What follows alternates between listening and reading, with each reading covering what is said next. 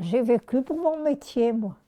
Mais mon école, surtout mon école Jean Jaurès, c'était je voulais que ce soit l'école, je la voulais, comment dirais-je, je voulais qu'elle ait toutes les valeurs républicaines, je voulais qu'elle soit presque parfaite, quoi.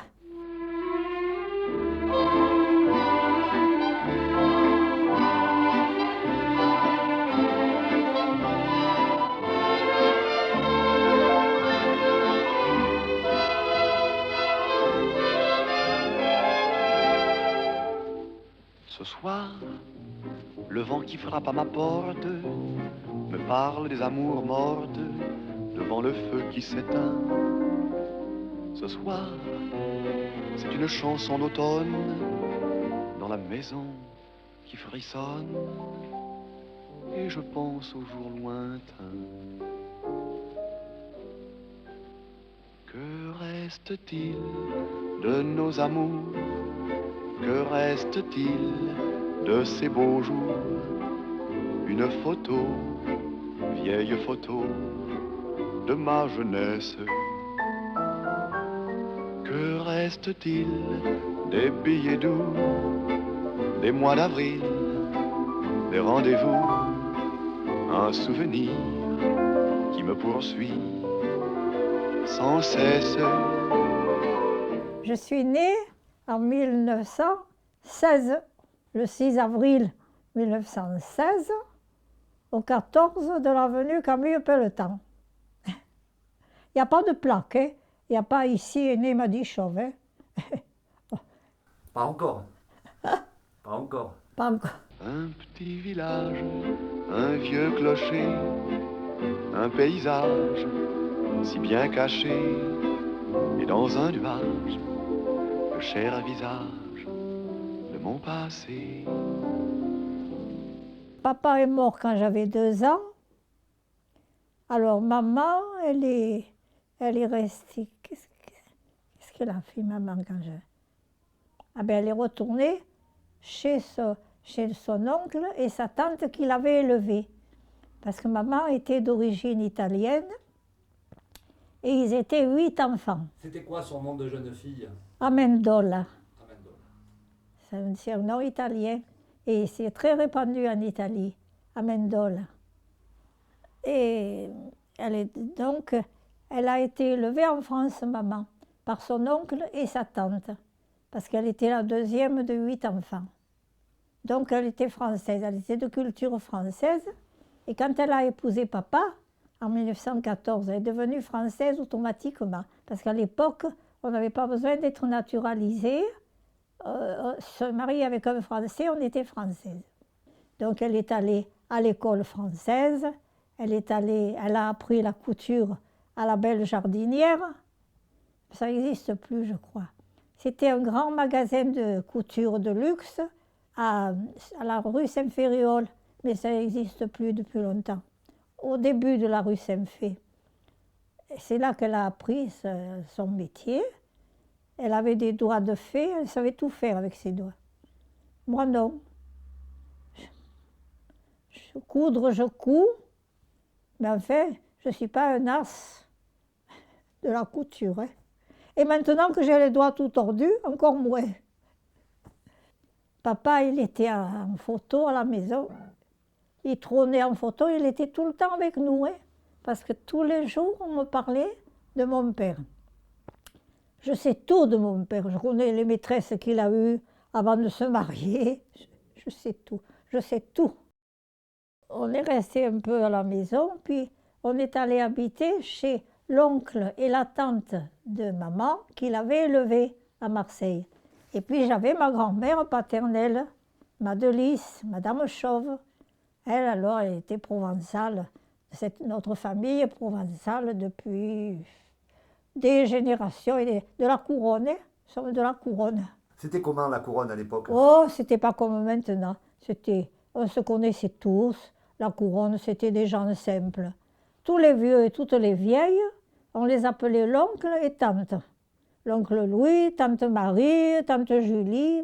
C'était pas nos oncles ni nos tantes, mais on les appelait comme ça. Je trouve que c'était très joli d'ailleurs.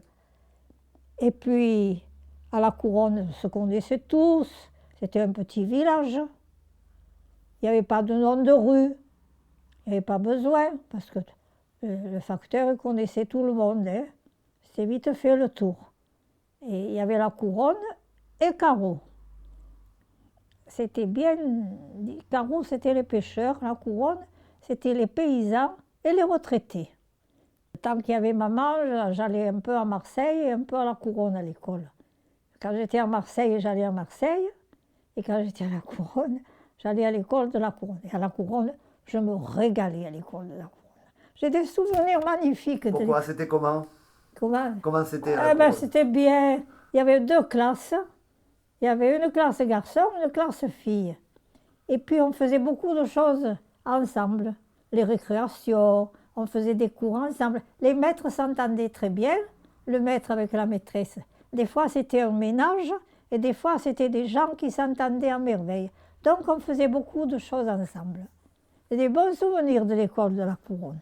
Et maman est morte quand j'avais 9 ans. Et je suis restée avec mon grand-oncle et ma grand-tante, du côté paternel. Parce que, alors j'ai su après tout ça, le conseil de famille s'était réuni et mon parrain, qui était du côté de maman, il avait un caractère de cochon. C'était un brave homme, tout, travailleur, honnête, mais il avait un mauvais caractère. Il ne fallait pas lui résister.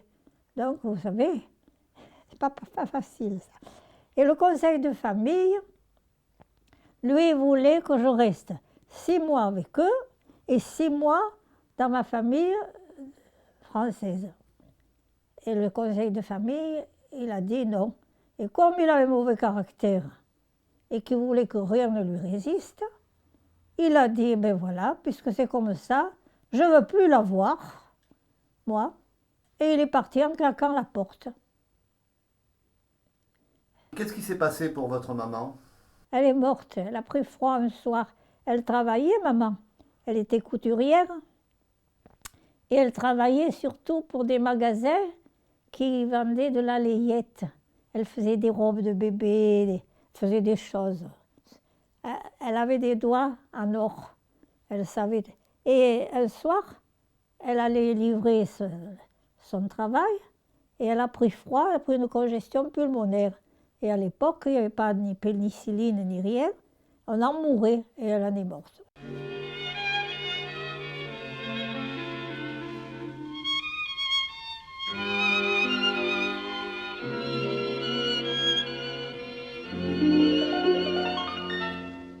Finalement, l'année des bourses, je n'avais pas passé le certificat parce qu'on m'avait refusé la dispense. J'étais trop jeune.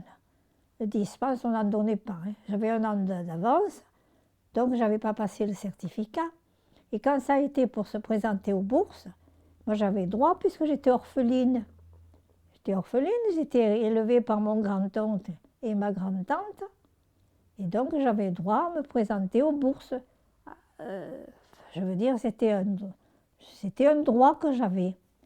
Et elle ne voulait pas me présenter, elle ne m'a pas présentée. Je me suis présentée toute seule. Enfin, c'est mon père mon oncle, qui m'a élevée, qui m'avait fait tous les papiers, toutes les démarches. Puisqu'elle ne veut pas te présenter, tu te présenteras libre, candidate libre. Et j'ai été la seule qui réussit.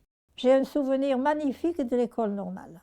Parce que là-bas, nos professeurs, d'abord à la maison, moi, je suis d'une famille de républicains.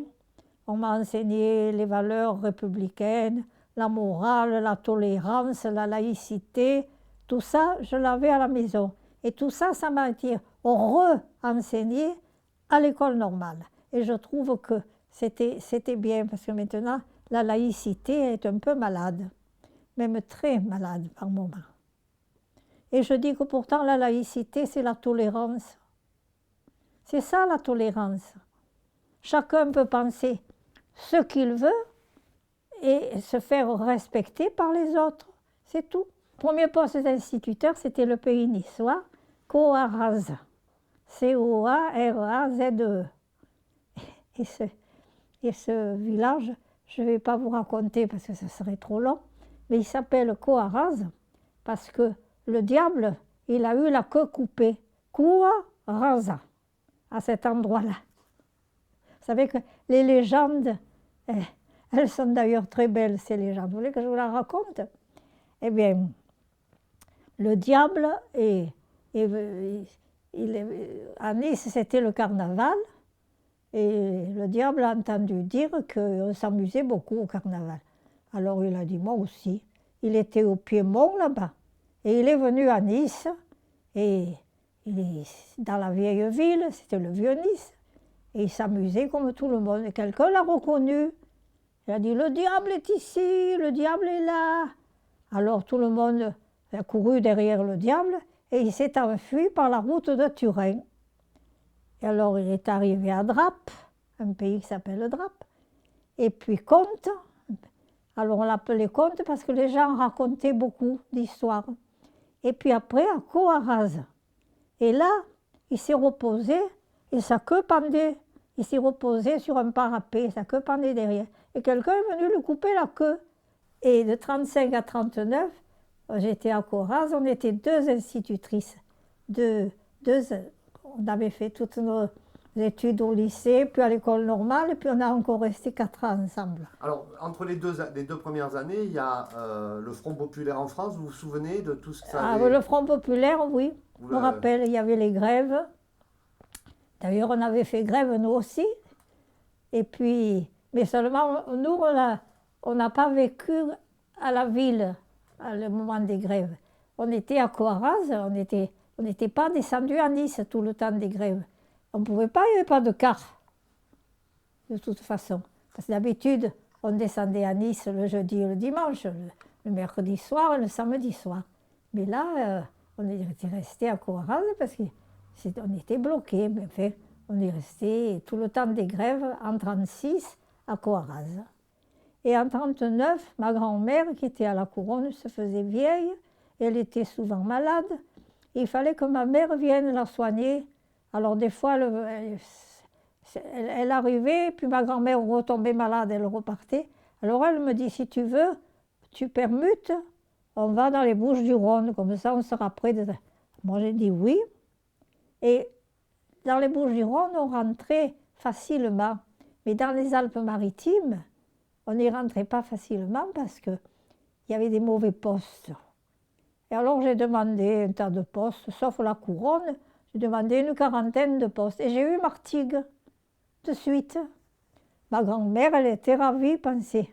Alors il y avait l'école de garçons, là, l'école de filles en face, et puis il y avait 3 écoles maternelles. Au début, quand je suis venue, j'ai eu la classe au-dessus du certificat. C'était la guerre, il n'y avait pas... Tous les hommes étaient partis, et le directeur s'appelait Monsieur Nosilia. Et je sortais, il dit, ah, vous êtes normalienne. Il était content, parce que j'étais normalienne, parce qu'il n'avait que des suppléantes à la place des maîtres, des suppléantes qui avaient été recrutées comme ça. Il était content d'avoir une normalienne. Alors il m'a donné la classe où il y avait Monsieur Lombard. L'ancien maire qui a été votre élève, donc... Et Monsieur Datilio, vous l'avez connu aussi? Oui. Henri Datilio. Bien sûr. Oui. Et parmi vos... Alors, après, j'ai eu Monsieur Frisicano. Marc, oui. Marc.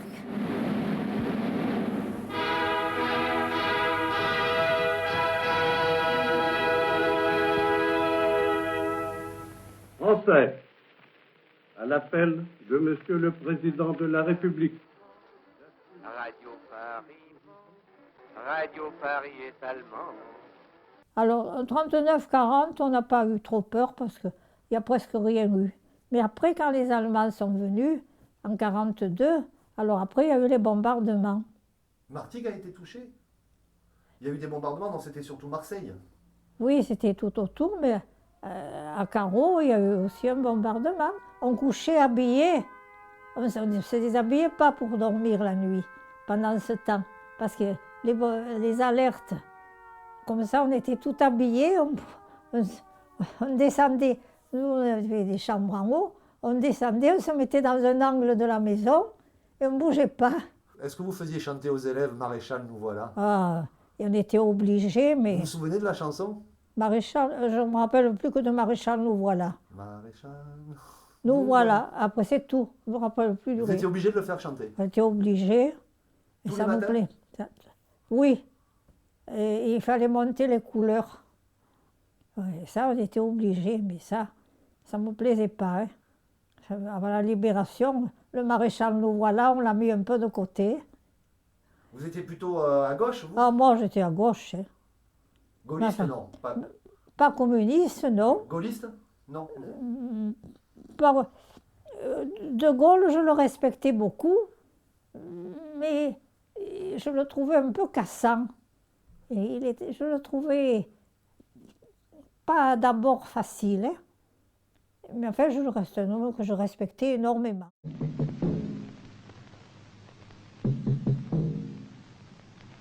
Tout le temps, on écoutait Radio Longue. On fermait bien les portes, bien les fenêtres. Et on recevait bien à Martigues? Ah oui, on le recevait bien, mais il fallait faire attention de ne pas faire de bruit. Parce que les langues, on avait toujours peur d'être dénoncé. L'école de filles avait été réquisitionnée par les Allemands. Et l'école de garçons, on avait les filles aussi. Alors, par exemple, une semaine, le matin, les classes, c'était les filles, et l'après-midi, c'était les garçons.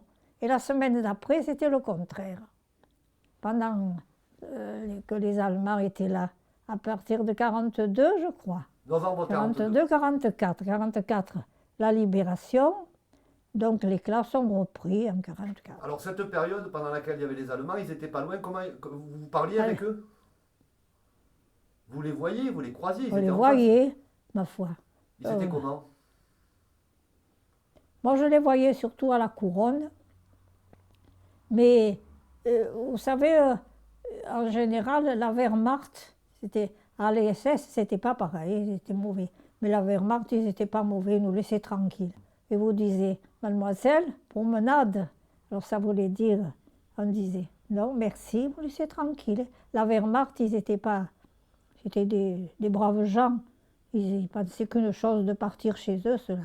C'était les SS qui étaient mauvais. Il n'y avait pas grand-chose à manger. Alors il fallait manger ce qu'on trouvait. Qu'est-ce qu'on trouvait alors? Vous alliez ramasser des choses? La viande une fois par semaine. Et on avait des cartes d'alimentation pour la viande. Alors nous, on avait les cartes ici à Martigues, puisqu'on habitait Martigues. Et quand on était en vacances à la Couronne, on ne nous servait pas à la Couronne, puisqu'on n'avait pas les cartes. Et moi, je venais toutes les semaines à Martigues, à pied. Je partais vers 7 heures de la maison. J'arrivais ici vers 8 h, 8 h 30. Je faisais mes commissions. Et vers 10 h, je repartais. Vers 11 h 30, j'étais à la Couronne. Ici, Londres. Voici une nouvelle de très grande importance. Alors, avec Di Lorto, Di Lorto, il faisait de la résistance. Et moi, j'étais sa boîte aux lettres. C'est-à-dire, on appelait boîte aux lettres les gens qui portaient les messages. C'est-à-dire qu'ils vous déposaient un message? C'était comment? C'était tout là, hein. C'était Jamais quel écrit. genre de message? Tu diras à un tel que? Le chat à manger, des trucs comme ça, hein, incompréhensibles. Le chat, le chien. Et il vous disait d'aller voir quelqu'un? Oui, alors moi je prenais le message là et j'allais le porter à Rangui, l'instituteur de la Couronne. Et l'instituteur de la Couronne le faisait passer à un autre et il arrivait comme ça jusqu'au bout. Et qui c'est qui vous a poussé à faire la boîte aux lettres? C'était dangereux? Ben oui, mais ma foi, on faisait ce qu'on pouvait. Hein.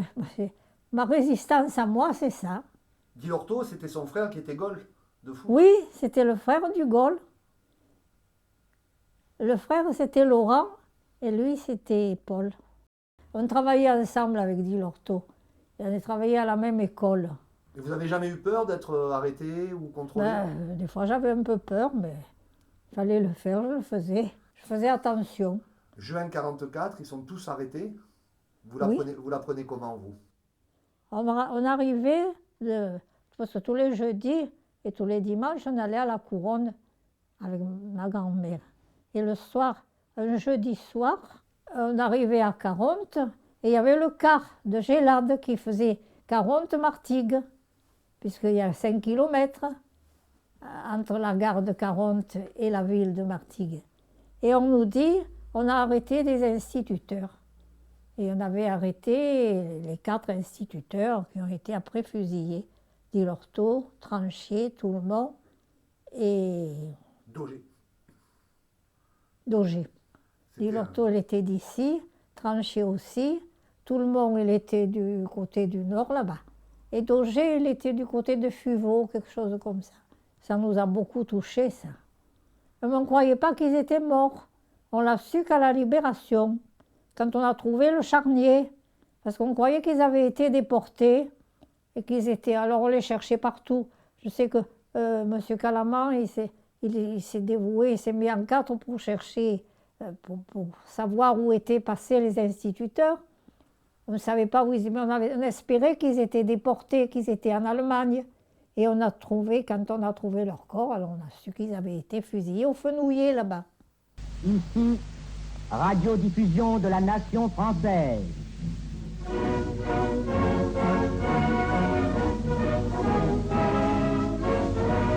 Pour la Libération, moi j'étais à la couronne. Il faut l'avoir vécu pour savoir ce que c'est. Alors racontez-nous. Ah écoutez, ce n'est même pas racontable. Parce que, vous savez, quand on vous serre comme ça, qu'on vous étouffe, et puis que vous respirez à l'air libre, ah, ça fait... Vous voyez, je veux dire, l'épanouissement, c'est la libération, il faut l'avoir vécu. Sinon, on ne peut pas savoir ce que ça À la couronne, comment ça s'est passé? Parce que vous avez vu les Allemands foutre le camp? Oui, la nuit, ils partaient. Ils chantaient, je me rappelle, et la route, qui venait de Carreau, ceux qui venaient de Carreau, ils passaient pas loin de chez nous, la route là, vers l'église, et on entendait les talons. Ils étaient à pied? Et des fois, ils chantaient des chants funèbres. La nuit, toujours. Et après, donc, vous avez vu les Américains? Ah oui, oui. Alors c'était la joie. Les Américains, c'était la joie. Le chewing-gum. Vous avez dansé? Danser? Oh oui. J'ai dansé. J'ai dansé. D'abord, j'adorais danser. Et ça me plaisait de danser. Parce que pendant la guerre, il n'y avait pas de bal. C'était interdit. Il y a eu des femmes tondues? Des femmes qu'on a tondues? Oui. À Carreau, à la couronne, il y a 2, je crois. Oui, mais vous savez... Vous en pensez quoi? Moi, je pense que ça devait... C'était pas bien. C'est pas bien de tondre ces femmes.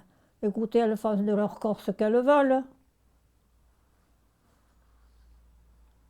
Et il y a eu des gens arrêtés aussi, parce qu'il y avait la milice à Martigues. Ouah, oui, oui.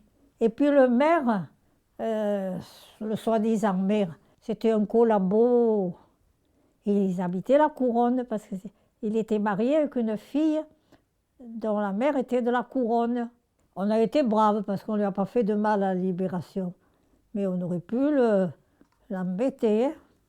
Après, il n'a plus trop bougé parce que sa femme, elle faisait la mairesse. Ouh.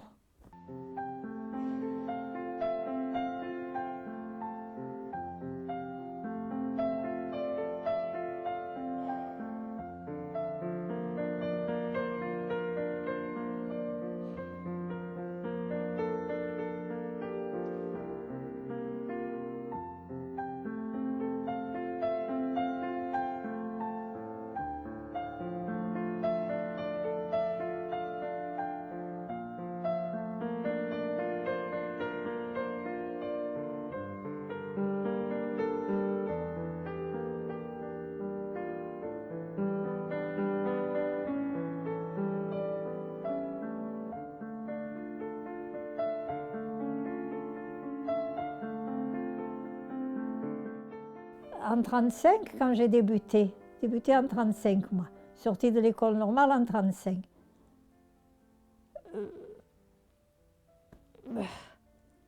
Vous savez, le fond, la vocation, la conscience professionnelle, que ce soit en 1935 ou en 1975, c'est toujours pareil. Hein. Ce qui change, c'est un peu les détails.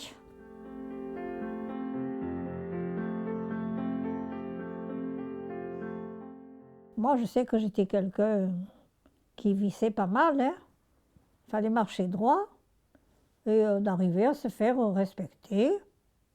Et ils étaient pas malheureux, les élèves. Ils n'ont pas gardé un mauvais souvenir de l'école, même qu'il fallait marcher droit. Ils me disent, oh là là, qu'est-ce que vous étiez gentille. Et pourtant, je n'étais pas commode, parce qu'il fallait marcher droit, hein, pas se dévier.